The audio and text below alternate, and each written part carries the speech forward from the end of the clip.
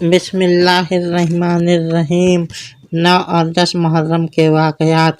इमाम हुसैन अलैहिस्सलाम ने 9 मुहर्रम को अपने भाई अब्बास बिन अली अलैहिस्सलाम बिन अबी तालिब को 50 जवानों के साथ भेजा कि कुछ पानी लेकर आएं, क्योंकि कल जंग का दिन है।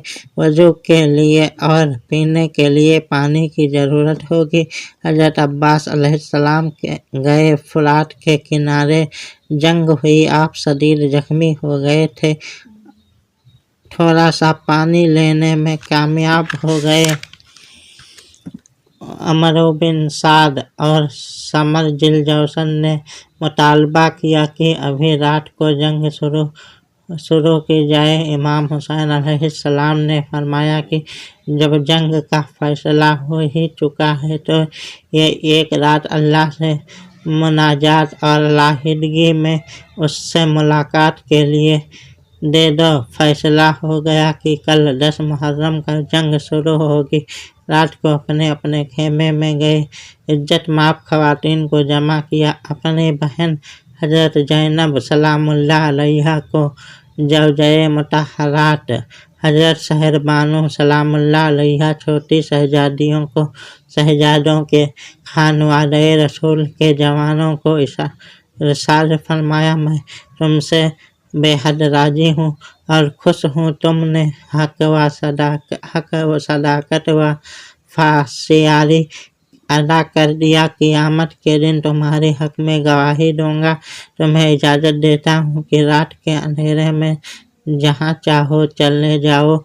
मुझे जामे शहादत इसी मैदान में नोश करना है, लेकिन तुम्हें अपनी खातिर जंग में झोंकना और मरवाना नहीं चाहता। अजीजों की आंखें पुरनम हो गई। सब ने थरथराते हुए लबों से जवाब दिया कि इमाम अली मकाम, हम अपनी खून का आखिरी कतरा भी आपके कदमों पर गिरवा देंगे। अगर आज आपको तने तनहा छोड़ दिया तो कल अपने खुदा और नबी करीम सल्लल्लाहु अलैहि वसल्लम को क्या मुँह दिखाएंगे। हम आपकी खातिर मरेंगे, जाने कुर्बान कर देंगे और यजीदी लश्कर को बता देंगे कि अहले बैत ऐसे होते हैं। इमाम अली मकाम ने रात भर सब्र की तलकीन की। अहले बैत की मुक़द्दस खेमों में रात भर तिलावत होती रही, सजदे होते रहे, इस्तिग़फ़ार होता रहा और ज़िक्र होता रहा। अल्लाह की बारगाह में मुनाजात करते रहे। सुबह मारके करबला बपा हो गया। सबसे पहले एके बाद दीगरे एक शख्स आता रहा और काफिला हुसैनी के जवान यजीदी लश्कर के लोगों को वासिले जहन्नम कहते रहे। उन्होंने इज्तिमाई हमले का फैसला कर लिया, लेकिन इधर एक जवान उस पूरे काफिले को मुकाबला करता रहा। सारे साथी जानिसार शहीद हो गए। अब सिर्फ अहले बैत नबूवत के अफराद रह गए। इमाम हुसैन अलैहिस्सलाम ने चाहा कि उस खानदान से मैं आगाज़ करूँ। तलवार उठाई, लेकिन हज़रत अली अकबर मैदान में आ गए। अर्ज़ करने लगे, अब्बा जान, बेटा आपका जवान है और जवान बेटों के होते हुए बाप को ऐसी तकलीफ़ की ज़रूरत नहीं। मैदान में पहुँचे, जिहाद शुरू हो गया। आपकी तलवारें जिस समत उठती, यजीदी फ़ौज के टुकड़े उड़ा देती। आपने उन्हें गाजर मूली की तरह काट कर रख दिया। फिर आपका घोड़ा जख्मी हो गया। हैदरी खून और हुसैनी शुजाअत ने यजीदी लश्कर को मुसीबत व मशक्क़त में डाल दिया और उनके पर खच्चे उड़ा दिए। इमाम हुसैन अलैहिस्सलाम चाहते थे कि अपने जवान बेटे को सबाब को माह कामिल हो, जिसके माह तमाम को अपनी आँखों से लड़ता हुआ देखें, लेकिन मैदान करबला की गर्दनें उनको छुपा लिया था। कुछ खबर न थी कि वो कहाँ है। اور ان پر کیا بیت رہی ہے، بس اتنا اندازہ ہوتا تھا کہ جس سمت یزیدی لشکر کی بھیڑیں بھاگتی، امام حسین علیہ السلام اور اہل بیت کے لوگ سمجھ لیتے کہ حسین علیہ السلام کا لاڈلا بیٹا اسی سمت جا رہا تھا۔ یہ علی حیدر کرار کا پوتا، حضرت محمد صلی اللہ علیہ وآلہ وسلم کا نواسہ، دیر تک یزیدیوں کو واصل جہنم کرتا رہا۔ پیاس کی شدت نے آگھیرا، جسم پر 20 زخم لگ گئے۔ پانی کا ایک گھونٹ بھر کر دوبارہ تازہ دم ہونے کے لیے آئے تو عرض کی، ابا جان اگر پانی کا ایک گھونٹ مل جائے تو پھر تازہ دم ہو کر حملہ کروں۔ فرمایا، علی اکبر، پانی تو میسر نہیں، لیکن اپنی سوکھی ہوئی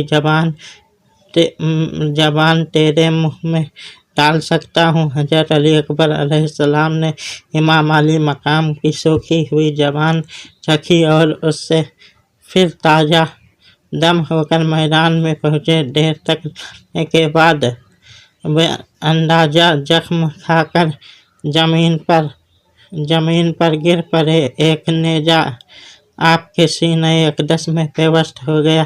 اچانک زبان سے آواز آئی، یا ابتا، اے ابا جان! امام حسین علیہ السلام بے ساختہ دوڑ پڑے، جا کر اپنے بیٹے کو گود میں لے کر اٹھا لیا۔ بیٹا ایک عجیب انداز سے اپنے باپ کو تک رہا ہے۔ عرض کی، ابا جان، اگر آپ نیزے کا یہ پھول جسم سے نکال دیں تو میں ایک بار پھر میدان میں جانے کے لیے تیار ہوں۔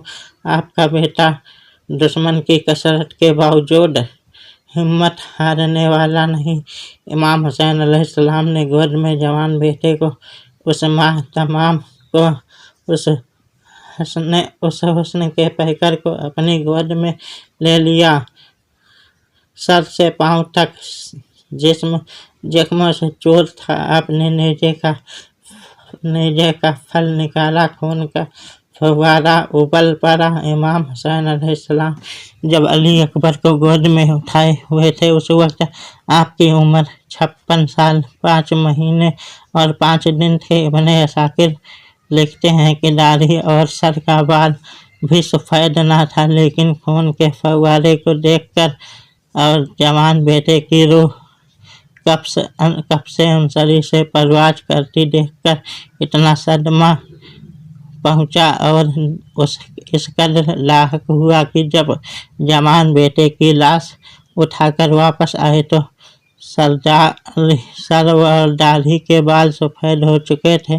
عزم و ہمت اور صبر و استقلال کے اس پیکر نے جوان بیٹے کی لاش خیمے میں رکھی ہوئی شہیدوں کی لاشوں کے ساتھ لا کر رکھ دی اور اس دفعہ خود میدان میں جانے کی تیاری شروع کر دی۔ ایک 9 سال کا چھوٹا سا بچہ تلوار اٹھا کر سامنے آیا۔ یہ کون ہے؟ یہ قاسم بن حسن بن علی علیہ السلام ہے۔ حضرت قاسم علیہ السلام نے فرمایا، بیٹے، تو میرے بھائی حسن علیہ السلام کی نشانی ہے۔ تو آرام کر۔ خواب میں دیا، چچا جان، میں قیامت کے دن اپنے باپ کو کیا منہ دکھاؤں گا؟ وہ کہیں گے کہ تیرے چچا شہید ہو گئے تو دیکھ رہا نہیں، میرے ننگے گلے پر تلوار چل لے، پھر آپ کی باری آئے گی۔ آخر قاسم بن حسن علیہ السلام بھی شہید ہو گئے۔ اکثر لوگ یہاں کہتے ہیں کہ حضرت علی اصغر، جن کی عمر مبارک صرف 6 ماہ تھی اور وہ پیاس سے تڑپ رہے تھے، امام حسین علیہ السلام نے انہیں اٹھا کر لے گئے اور لشکر یزید سے ان کے لیے پانی مانگا، لیکن پانی کے بجائے تیر آیا اور بچہ شہید ہو گیا۔ میں اس سے منتفق، مجھے حسین علیہ السلام کی غیرت اور حمیت اس بات پر یقین کرنے کی اجازت نہیں دیتی کیونکہ وہ حسین علیہ السلام جو اسلام کی خاطر، اہل بیت کی غیرت و حمیت کی خاطر سب کچھ لٹا رہے ہیں، وہ اس بچے کے لیے یزیدی بدبختوں سے پانی کی بھیک کس طرح مانگ سکتا ہے؟ اگر پانی کی بھیک ہی مانگنا تھی تو پھر حسین علیہ السلام کو ان سے خیرات طلب کرنے کی حاجت نہ تھی۔ وہ چاہتے تو دریائے فرات کے اشارہ کرتے دریائے فرات کے قدموں میں بہنے لگتا، آسمان کی طرف ہاتھ اٹھاتے، بارش سے بھرے بادل امڑ آتے، موسلادھار بارش ہوتی، اسماعیل بن ابراہیم علیہ السلام کی ایڑی کے رگڑنے سے اگر زمزم کا ایک چشمہ نکل سکتا ہے تو پھر مصطفیٰ کے لاڈلے بیٹے حسین ابن علی علیہ السلام کی ضرب اور ایڑی مارنے سے کربلا کے میدان میں چشمہ کیوں نہیں پھوٹ سکتا؟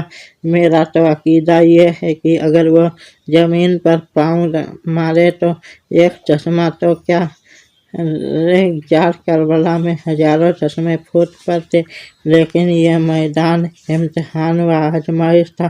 حسین علیہ السلام تو ان مصائب و آلام میں صبر کر کے اپنے مولا کو راضی کر رہے تھے، اس کے نانا کو تک رہے تھے کہ میرا حسین علیہ السلام جسے میں نے اپنے کندھے پر سوار کیا تھا، حضرت فاطمہ الزہرا سلام اللہ علیہا دیکھ رہی تھی کہ جس حسین علیہ السلام کو میں نے اپنی چھاتی کا دودھ پلایا ہے، علی شیر خدا ملاحظہ فرما رہے تھے کہ جس کے رگ و ریشے میں میرا خون گردش کر رہا ہے، آج اس مقام صبر اور مقام استقامت پر اس کے قدم کہیں لڑکھڑائے تو نہیں۔ حسین ابن علی علیہ السلام اس حال میں صبر و رجا کا پیکر بن کر عزم و ہمت کے ساتھ مسکراتے رہے۔ آخر جب امام حسین علیہ السلام نے میدان میں آنے کا ارادہ کیا تو حضرت عابد علیہ السلام بیمار نکل آئے اور عرض کی، ابا جان، میرے اوپر تو ایسا ظلم نہ کیجیے کہ میرے ہوتے ہوئے آپ میدان میں جا رہے ہیں۔ میں بھی باقی بھائیوں کی طرح اپنے نانا جان کا دیدار کرنا چاہتا ہوں، میں بھی اپنی دادی جان کی بارگاہ میں جا کر سرخرو ہونا چاہتا ہوں۔ اب شہادت کا جام پینے کی میری باری ہے۔ امام حسین علیہ السلام نے فرمایا، تو رہ جا کہ خانواد رسول کا چراغ گل ہو چکا ہے، پھر ہو چکا ہے، پھول مرجھا چکا ہے، اب میری نسل میں فقط تو ہی باقی رہ گیا ہے، مجھے تو شہید ہونا ہی ہے۔ اگر تو بھی شہید ہو گیا تو تیرے نانا کی نسل کہاں سے چلے گی؟ تو نانا کی نسل کی بقا کی خاطر زندہ ہے۔ حضرت امام حسین علیہ السلام نے امام زین العابدین علیہ السلام کو چھوڑ کر میدان کربلا میں اتر آپ بھی دیر تک ہزاروں یزیدیوں کو واصل جہنم کرتے رہے۔ پورے لشکر میں کوہرام مچ گیا۔ علی شیر خدا کا یہ جوان بیٹا، یہ اللہ کا شیر جس طرف تلوار لے کر نکل جاتا، ہزاروں افراد بھیڑوں کی طرح آگے بھاگنے لگتے، انہیں واصل جہنم کرتے رہے، تلواروں اور نیزوں کے وار دکھاتے رہے۔ سارا دن اس طرح گزر گیا۔ خیال آیا کہ وضو تازہ کر لوں۔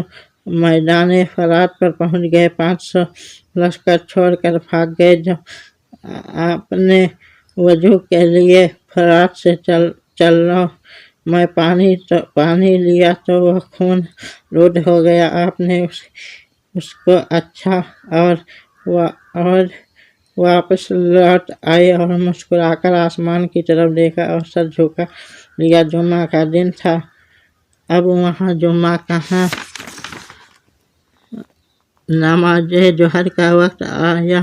فرمانے لگے، یزیدیوں کچھ دیر رک جاؤ تاکہ اللہ کی بارگاہ میں 2 سجدے ادا کر لوں، لیکن وہ ظالم یہ مہلت بھی دینے پر تیار نہ تھے۔ امام علی مقام نے ان کے عزائم کو دیکھ کر تلوار رکھ لی اور ظہر کی نماز کے لیے نیت باندھ لی۔ ظالموں نے یہ دیکھا کہ نماز ادا کر رہے ہیں कुछ देर तो कुछ देर तो कफ कर लें, बल्कि उन्होंने मौक़े गनीमत जाना, चारों तरफ से चढ़ाई कर दी, तीरों की बौछार और पे दर पे हमलों ने नवासे रसूल सल्लल्लाहु अलैहि वसल्लम के जिस्म को निढाल कर दिया, चुनांचे घोड़े से गिर गए, यहाँ तक कि जिसमें अतहर में उठने की शिक्कत बाकी न रही। गिरे हुए हुसैन के सामने आकर भी कोई वार न करता था, पीछे से वार करते, नेज़ों से वार करते। इमाम हुसैन अलैहिस्सलाम सब्र, रजा और तवक्कुल के सारे मरहले कामयाबी से तय करके शहादत के उस मकाम पर पहुँच गए जिसकी रफ़ात व अज़मत को कोई नहीं चाहता। उनकी रूह को कुदसियाने फलक ने एक जुलूस की सूरत में हुजूर HD पहुँचाने के लिए तमाम इंतजामात मुकम्मल कर लिए थे। इधर रूह कब से मंसूरी से परवाज़ करने लगी, उधर हाइफे गैबी से निदा आई, हुसैन अलैहिस्सलाम अब आजा, तुमने सब्र कमाल को अता कर दिया, इस्तिकामत को इंतहा तक पहुँचा दिया, उम्मत मुस्तफ़ा सल्लल्लाहु अलैहि वसल्लम को सरअंजाम कर दिया। है हुसैन अलैहिस्सलाम, आज से तेरे इक़दाम को बनाए लाला करार दिया जाएगा। ए हुसैन अलैहिस्सलाम, अब आजा, रूह जाहिर अर्जई इला रब्बिका राजिया मर्जिया, जन्नत के दरवाजे खोल दिए गए, नाना जान इस्तकबाल के लिए खड़े हैं। ऐ हुसैन अलैहिस्सलाम, तूने मेरा सर फ़ख्र से बुलंद कर दिया है। हज़रत फ़ातिमा ज़हरा सलामुल्लाह अलैहा बेटे को शाबाश देती हैं, अली शेर खुदा बेटे को आफरीन कहते हैं। इमाम अली मकाम के रूह पाक को इस तरह हुजूम में मलाइका में अल्लाह ताला की बारगाह में बारियाब होती है और इज्जत पाती है। आपका सर तन से जुदा कर दिया जाता है। जालिमों के जज्बे इंतकाम की फिर भी तस्कीन नहीं होती। वो जिसमें अतहर पर घोड़े दौड़ाते हैं, तापों से रह देते हैं, उन्हें ख्याल तक नहीं आता कि ये वो सर है जिसे सरकारे दो आलम चूमा करते थे। ये वो जिस्म है जिसे अपने कांधों पर सवार करते थे और अपनी पीठ पर बिठाकर घंटों के बल चलते थे। सूफी हर किस्म के एहसासात से आरी थे। इंसानियत को खैर आबाद कह चुके थे और वापस दरिंदगी पर उतर आए थे, जिस पर दरिंदगी भी शर्माती है। इमाम हुसैन अलैहिस्सलाम के सर अक़दस के अलावा उन्होंने बाकी 72 अफराद के सर भी जिस्म से अलहदा किए, उनका जुलूस निकाला और उनके साथ खानवादे रसूल की बापर्दा हया और ख़वातीन को लेकर इब्ने ज़ियाद के दरबार की तरफ रवाना हुए। कूफा में पलीद इब्ने ज़ियाद का दोबारा का दरबार लगा हुआ था कि ये जुलूस वहाँ पहुँच गया। फिर क्या हुआ ये आइंदा खुतबा में बयान किया जाएगा इंशाअल्लाह।